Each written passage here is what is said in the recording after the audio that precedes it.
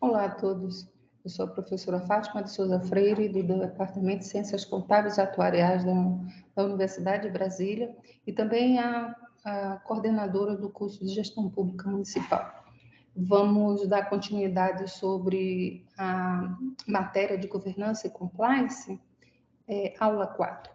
Nós temos um plano de apresentação onde vamos falar o início da discussão de modelo de compliance até governança na Previdência e ações que devem ser feitas. O modelo de compliance, em 1985, nos Estados Unidos, foi criado o Comitê das Organizações Patrocinadoras com o objetivo de prevenir e evitar fraudes nas empresas.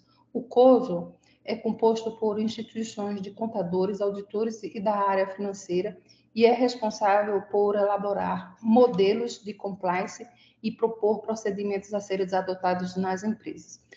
O modelo mais recente proposto pelo COSO é o de gerenciamento de riscos corporativos de 2017. Então, para quem quer implementar um modelo de compliance, é interessante ver esse modelo do COSO, porque aí pode dar algumas ideias de como implementar na sua organização ou num município. Também a gente vê que a ISO 31000 de 2018 estabeleceu uma estrutura de trabalho para o gerenciamento dos riscos dos processos organizacionais. Essa norma internacional fornece diretrizes e princípios para o gerenciamento de risco, com o objetivo de ajudar as organizações e lidar de forma eficaz com os riscos e incertezas que podem afetar o seu sucesso. Então, a norma é aplicável a qualquer tipo de organização, nesse caso, ao setor público, independentemente do seu tamanho, setor ou natureza dos riscos envolvidos. Então, a gente pode observar que o COSO e a ISO traz aí diretrizes para quem não tem nenhum gerenciamento de risco ou alguma política de governança. A governança do compliance envolve diferentes responsabilidades na instituição. Então, para que você possa implementar a governança do compliance, é preciso que tenha um envolvimento da alta gestão, porque é responsável por definir as prioridades da instituição, criar a estrutura de compliance, aprovar a metodologia e a política de gestão de riscos e decidir sobre os riscos críticos a serem gerenciados. Em outro momento, nós temos um núcleo de compliance que deve coordenar o gerenciamento de riscos, orientando e monitorando o trabalho das áreas responsáveis, e esse núcleo se reporta à autoadministração, informando sobre as situações críticas identificadas. Em seguida, nós temos aí gestores e funcionários das unidades e departamentos que gerenciam os riscos específicos de suas áreas de atuação, seguindo as orientações do núcleo de compliance e cumprindo as políticas e procedimentos estabelecidos pela auto-administração. E, por último, o que é muito interessante é a auditoria interna, porque vai avaliar a qualidade do gerenciamento dos riscos estabelecido pela instituição, identificando falhas e oportunidades de melhoria e fornecendo recomendações para o aperfeiçoamento dos processos. Então, na verdade, você não pode implementar uma política de governança e compliance na instituição se você não tiver um envolvimento da alta administração, se não tiver um núcleo de compliance, gestores em cada unidade que possa auxiliar no gerenciamento de possíveis riscos e também uma auditoria interna, porque a auditoria interna vai, por sua vez, ver possíveis falhas que possa ter dentro da organização. O TCU diz que existem 10 passos para a boa governança. Que passos são esses? Escolha líderes competentes e avalie seus desempenhos, lidere com ética e combata desvios, ou seja, corrupção, estabeleça um sistema de governança com poderes de decisão equilibrados e funções críticas segregadas, estabeleça um modelo de gestão da estratégia que assegure seu monitoramento e avaliação, estabeleça a estratégia considerada as necessidades de todos os envolvidos, estabeleça metas, delegue poder e recursos para alcançá-las, estabeleça mecanismos de coordenação de ações com outras organizações, gerencie riscos institui os mecanismos de controles internos necessários, estabeleça uma função de auditoria interna independente que agregue valor à organização e também estabeleça diretrizes de transparência e sistema de prestação de contas e responsabilização. Então, esses pontos aí podem, né, dar para uma instituição um caminho de uma aplicação de uma boa governança. Também nós temos funções essenciais para uma boa governança. Quais são? Segundo a Confederação Nacional dos Municípios, eles têm uma cartilha destinada para os municípios. Eles falam que você deve avaliar, uma função que consiste em analisar o ambiente, os cenários, o desempenho e os resultados atuais e futuros. Direcionar, o foco está em orientar a preparação, a articulação e a coordenação de políticas e planos, alinhando as funções organizacionais às necessidades dos servidores, comissionados, terceirizados e da sociedade como um todo. E, por último, monitorar, porque essa função, o objetivo é acompanhar e verificar o resultado, o desempenho e o cumprimento de políticas e planos, confrontando-os com as metas estabelecidas e as expectativas dos servidores, comissionados, terceirizados e da sociedade geral. Então, essas três funções são fundamentais para garantir uma boa governança, né, efetiva nos órgãos e entidades da administração pública. Então, as funções é avaliar, direcionar e monitorar. O programa de compliance, e tratando de algumas ações, né, segundo o TCU, ele fala que precisa ter o apoio da administração, é óbvio, porque se não tiver de cima para baixo, de baixo para cima é que não vai conseguir mesmo. Elaboração do código de conduta, que condutas as instituições deverá adotar. Princípios éticos também, eu acho que no código de conduta vai também lembrar ou reportar as questões éticas, né? A gestão de riscos, que nós vamos ver aqui na última etapa do curso, sobre essa questão da gestão do risco. Canal disponível para o recebimento de denúncias externos e interno, normalmente é a ouvidoria. A ouvidoria tem um papel extremamente importante nesse momento. Investigações internas é outra coisa que você deve ver, se você encontrar riscos, falhas, etc. e tal, você tem que fazer a investigação a fundo para poder, provavelmente, punir os causadores dos problemas que foram encontrados. Treinamentos. Sem um treinamento eficaz, as pessoas não vão saber como tratar, não é, os princípios, a gestão e nem a conduta que deve ser adotada dentro da instituição. Diligência prévia, não é? Controles internos, né? Então, auditoria interna é muito interessante para você ter um programa eficaz. Monitoramento, não pode fazer só em um determinado momento, mas esse tem que ser um programa de continuidade. Capacitação sobre ética profissional, porque muitos servidores não têm nem ideia do que seria o código de ética profissional, e desenvolvimento de programas de integridade, porque com os programas de integridade você vai ter um objetivo, vai saber para onde ir. Os princípios da boa governança também, segundo a cartilhinha do CNM, você tem a legitimidade, equidade, responsabilidade, eficácia, probidade, transparência e a tão famosa accountability.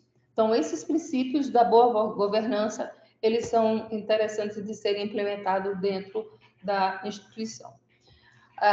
Ainda como sugestões da CNM para os gestores municipais alcançarem a boa governança, ele diz que é o seguinte: focar no propósito da gestão municipal, buscando resultado para os cidadãos e usuários do serviço. Se o município não sabe quais são os seus propósitos e nem tampouco da sociedade, ele não vai poder guiar absolutamente nada, né? Tomar decisões embasadas em informações de qualidade. Se você não tem uma informação fidedigna, você não vai poder também gerar uma boa governança, né? Os fake news estão por aí soltos, então a gente tem que abominar qualquer tipo de informação que não seja de qualidade. Definir claramente as funções de cada entidade municipal e as responsabilidades da alta administração e dos gestores, garantindo o cumprimento dessas atribuições.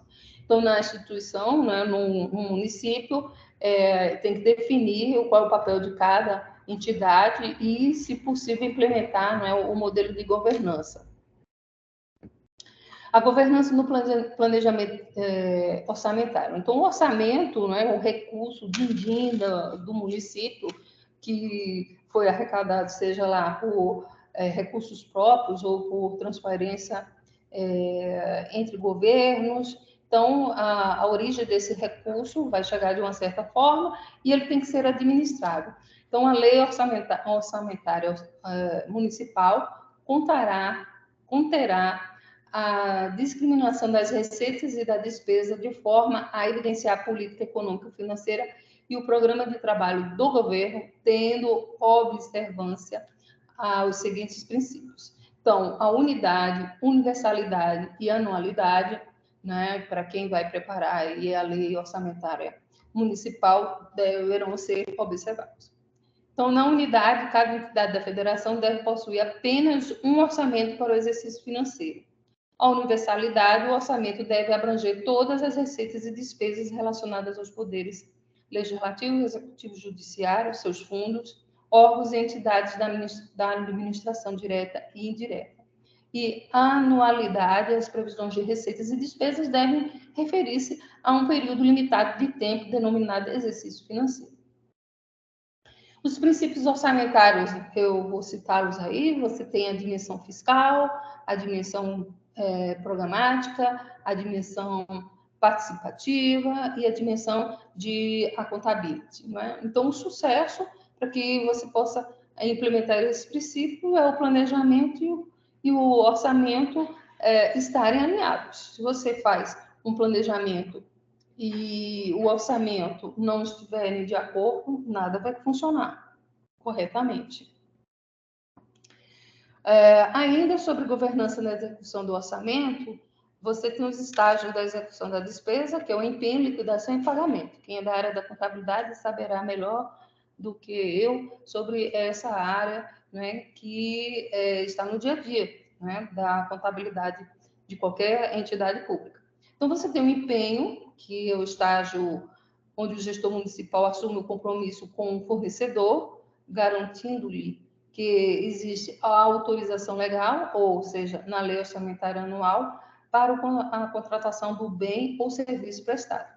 E o empenho é uma forma de assegurar que os recursos serão reservados para o cumprimento dessa organização. Depois nós temos a liquidação, né? No estágio da liquidação verifica-se se o fornecedor cumpriu com todas as obrigações estabelecidas no empenho e é feita a apuração da origem e do objeto a ser pago, a quantia exata a ser paga e o beneficiário a quem se deve efetuar o pagamento a fim de extinguir a obrigação. E, por último, nós temos aí o pagamento, e essa etapa consiste no efetivo pagamento ao fornecedor pelo bem ou pelo serviço prestado, efetuando a quitação dessas obrigações.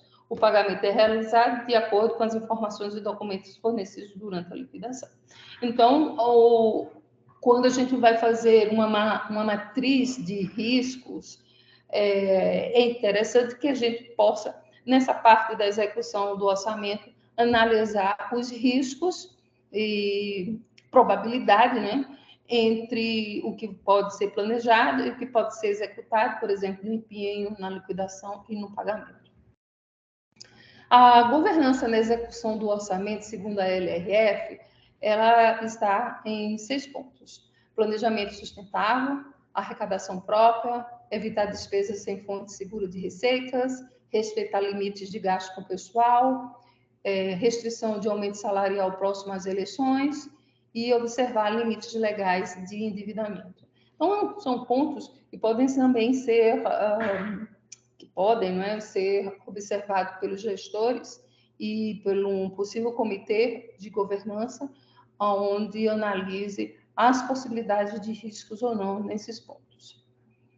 Ainda na governança da execução do orçamento, segundo a LRF, né, você vai ver que nós temos aí o planejamento sustentável, arrecadação própria, evitar despesas sem fonte segura de receitas, como eu acabei de dizer, observar os gastos pessoal, se vai ter aumento ou não do pessoal próximo das eleições e os limites de endividamento.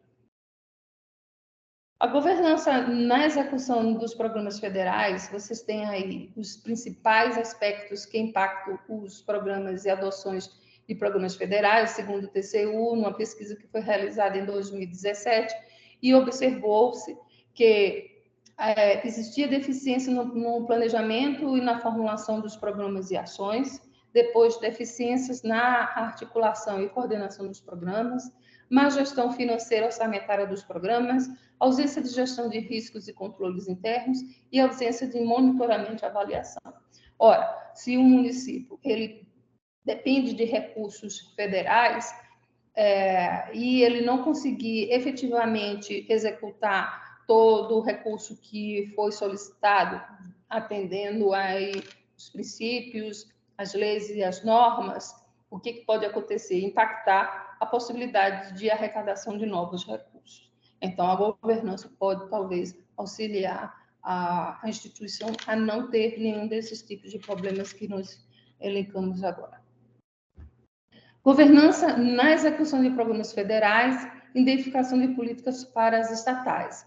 Porque o que acontece? Você também pode ter governança ou uma norma, uma lei que possa exigir que as estatais também tenham que fazer uma governança. Então, a gente vê em nível federal que obriga aí as estatais a terem que fazer também governança compliance, ou empresas também que têm compras governamentais, né? Então, você vai ver que existe, dependendo do valor que elas utilizam, né? Ou que elas têm uma relação de contrato com o governo, são obrigadas a ter também um plano de governança compliance. Então, o que a gente precisa fazer? Mapeamento e descrição dos arranjos institucionais, como identificar os autores envolvidos, as organizações e os recursos, como humanos, financeiros, tecnológicos e os instrumentos legais e administrativos por meio dos quais eles interagem.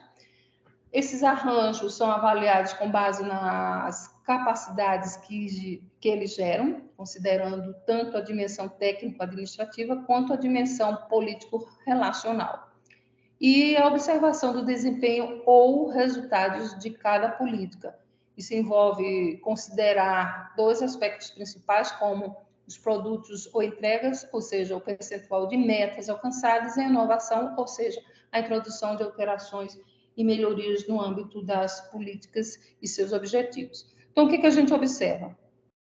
Essas etapas permitem acompanhar e avaliar a implementação das políticas públicas, analisando não apenas os resultados alcançados, mas também a eficiência e eficácia dos arranjos institucionais adotados. Isso contribui para uma gestão mais efetiva e aprimoramento contínuo das ações governamentais. Nós temos também a governança no atendimento de metas e de limites fiscais, né, segundo a LRF. Então, o que a gente vê? O que seria a meta fiscal? É a economia que o governo promete fazer para manter a dívida sob controle e efetuar o seu pagamento. Um município com dívidas, isso vai atrapalhar toda a governança, não é, de execução de políticas públicas e também atender os anseios da sociedade, não é? Seja lá em saúde, educação, segurança e assim por diante. Então, a meta fiscal é definida pelo próprio governo municipal por meio da lei de diretrizes orçamentárias e precisa ser aprovada pela Câmara dos Vereadores. Nós temos também os limites fiscais, que estabelecem limites para gasto de pessoal, endividamento, garantia de valores e contratações de operações de crédito. Então, com a LRF, a gente já sabe que o município não pode gastar, né, mais do que pode, ou que está determinado em lei, com pessoal, normalmente calculado em cima da receita corrente líquida, o endividamento também, não é? Então, tem um percentual lá, até um valor X que o município vai poder se endividar e garantir a contratação de operações de créditos também. Proibição de novas despesas continuadas, nenhum governante pode criar uma nova despesa continuada, que tenha duração superior a 2 anos sem indicar sua fonte de receitas ou sem reduzir outras despesas já existentes. Então, do ponto de vista da governança, o gestor municipal deve ficar atento às metas fiscais e aos limites fiscais estabelecidos, desenvolvendo estratégia para o planejamento, a execução e o monitoramento desses valores. Quem tiver interesse em conhecer um pouquinho mais sobre pedaladas fiscais, gerenciamento de resultado, contabilidade criativa, né, no nosso canal lá do NEPECOM, vai esclarecer um pouquinho sobre o que eu acabei de dizer, mas também para vocês entenderem sobre essas questões dos limites fiscais, não é isso, e o impacto que pode ter sobre o gerenciamento de resultado dentro, né, de uma organização pública. Ora, as boas práticas de governança e gestão de pessoas, porque também você tem que ter políticas de governança em relação às pessoas, né? O que nós podemos observar? Alinhamento estratégico da gestão de pessoas com os objetivos organizacionais, treinamento contínuo. Sem o treinamento contínuo, as pessoas não podem avançar, porque todo dia está aparecendo coisas novas. Envolvimento das partes interessadas, ou seja, os stakeholders, né, nos processos de gestão de pessoas e nas decisões da alta administração. Comprometimento da administração com a definição de padrões de comportamento, visando a fomentar a ética na organização. O Código de Boa Conduta poderia ajudar bastante. Mensuração de desempenho e monitoramento das atividades de gestão de pessoa ou de pessoal, né, como os indicadores de desempenho, gerenciamento de riscos, transparência e prestação de contas. Ainda sobre a governança na gestão de pessoas, alguns aspectos que devem ser considerados na política de gestão de pessoas recrutamento baseado em competências, estratégia de desenvolvimento profissional, avaliação de desempenho, criação de carreiras e a realocação e distribuição de funcionários. Nós temos também aí a governança na gestão de risco. Então, a gestão de risco é um ponto de partida também dentro da organização, depois que tiver os objetivos muito claros, que você vai fazer o quê com essa gestão de risco? Recrutamento baseado em competências, definir critérios para o recrutamento das pessoas que vão trabalhar nesse comitê, estratégia de desenvolvimento profissional, então você vai ter que incluir programas de capacitação constante, avaliação de desempenho, porque é bom ter indicadores de desempenho, né, e ver o que avança ou não, né, em relação à governança da instituição. Criação de carreiras, né, você tem que ver o plano de carreira, principalmente que está dentro da instituição, e realocação e distribuição de funcionários. O plano de gerenciamento de risco, você deve compreender o funcionamento do gerenciamento de risco, identificar as consequências de cada risco, avaliar a probabilidade, avaliar o impacto, desenvolver estratégias de mitigação, como também monitorar os riscos. Em relação à governança na Previdência, ou seja, muitos municípios têm a sua própria Previdência, e as ações são as seguintes, sugeridas pela CNN: elaboração de um planejamento estratégico, gestão de risco operacional, prevenção e controle da corrupção e fraude, sustentabilidade financeira, cobertura e contribuição dos beneficiários. A gente pode imaginar muitos municípios que têm um problema seríssimo sobre a governança da Previdência, porque não houve um cálculo correto atuarial, né, e nem tampouco em relação à sustentabilidade da previdência desses funcionários, tá? Bem, e por último, a gente tem aqui a referência bibliográfica que vocês podem encontrar em relação a este slide, tá? E a gente vai conversando. Até a próxima, pessoal.